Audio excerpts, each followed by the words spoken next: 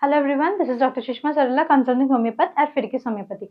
Today we are going to discuss about what is the connection PCOS has, it makes this metabolic syndrome worse, and also it can trigger the metabolic syndrome in people who do not have it. How?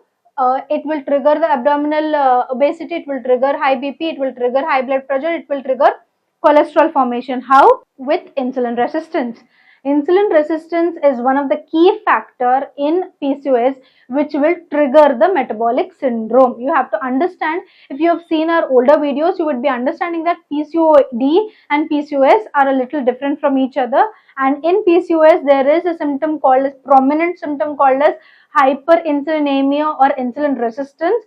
That hyperinsulinemia and insulin resistance can trigger this metabolic syndrome. Apart from that, PCOS also constitutes of hyperandrogenism, which is increased in DHEA or increase in your testosterone level in the body. That can also trigger BP or blood pressure. And apart from that, you know that PCOS people usually, if there are 100 people who are suffering from PCOS, 60 members of people who are suffering from PCOS do suffer from obesity, right? They can change their shape, and they can either shift into an apple shape or an enlarged pear shape, not a normal pear but an enlarged pear shape, with this abnormal deposition of fat in the lower abdomen and in the thighs and in the buttock region, or there is abnormal accumulation of fat in the upper abdominal area, which will give rise to the apple shape. So you have all of these symptoms connected to PCOS. Now, how are these causing this metabolic syndrome? We will be letting you know. And you have to remember that there is sympathetic system activation because of hyperandrogenism in PCOS. It all seems a little bit, off the shore, or it seems a little bit confused, right? So let me explain to you in detail how PCOS is causing or is triggering or is maintaining this metabolic syndrome. You know PCOS, right? So what does PCOS stand for? It stands for the pie category, which is polycystic ovaries, irregular periods, and excess androgen. So we have first one is excess androgen. Apart from that, because it is a syndrome, it has insulin levels increased insulin level or hyperinsulinemia, which has insulin resistance.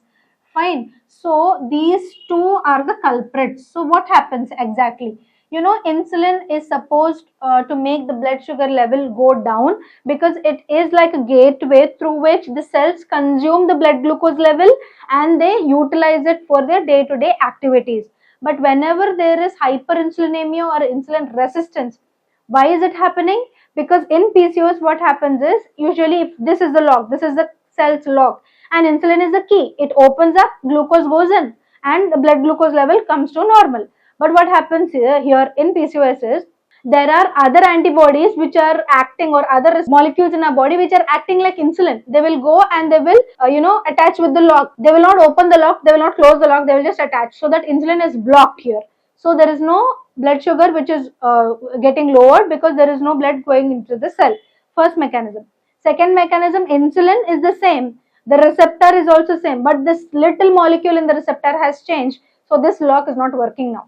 So there is insulin level is increasing in the body. Why is it increasing? Body is thinking, because there is low insulin, the blood glucose level is spiked up. So we have to increase the insulin so that the blood glucose level will go into the cells and it will come down. But here the problem is not with the insulin, the problem is with the receptor. The problem is with the changes that are happening because of PCOS in the receptors, right? So there is increased insulin, there is increased blood sugar, but the cell is not able to use the blood sugar. So what will happen? You will have sweet craving, because body is thinking that there is no enough sugar for the body to run. There is no enough of ATP to run. So what it happens? It gives you sugar craving. It gives you fat craving. It gives you this craving where you consume a lot of simple carbohydrates.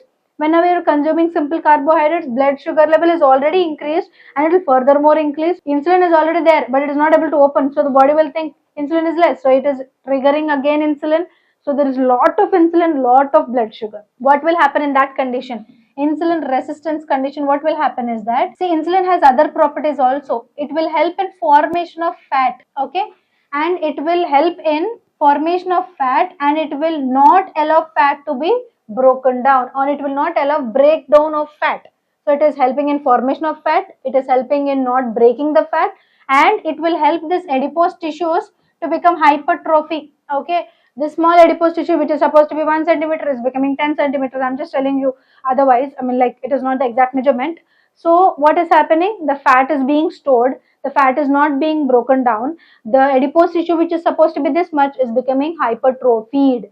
Apart from that, what is happening? Insulin, along with this androgen level, they will trigger the sympathetic system, so that usually blood vessels which are carrying the blood usually dilate, they relax, okay. But sympathetic system, whenever it is activated, they constrict, right? Whenever they are constricting, what happens? Blood pressure rises. So what are you getting here? You are getting, there is decrease in good fat because you're not consuming anything healthy. There is increase in triglycerides because you're consuming sugars and bad food. There is increase in abdominal fat because of the fat storage, and there is increase in BP, which because of the hyper androgenism and hyperinsulinemia. So all of this will cause or will constitute for metabolic syndrome. So what is there? HDL is there, triglycerides are there, and then you have the fat which is being deposited, you have the hypertension, and you have the fifth feature, which is increased blood sugar, which is there already because the blood is not being utilized by the cells. So all of this will constitute for the formation of metabolic syndrome.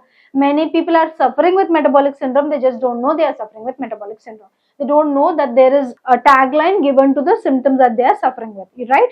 So if you understood how PCOS will maintain it, will trigger it, and will help in not losing weight.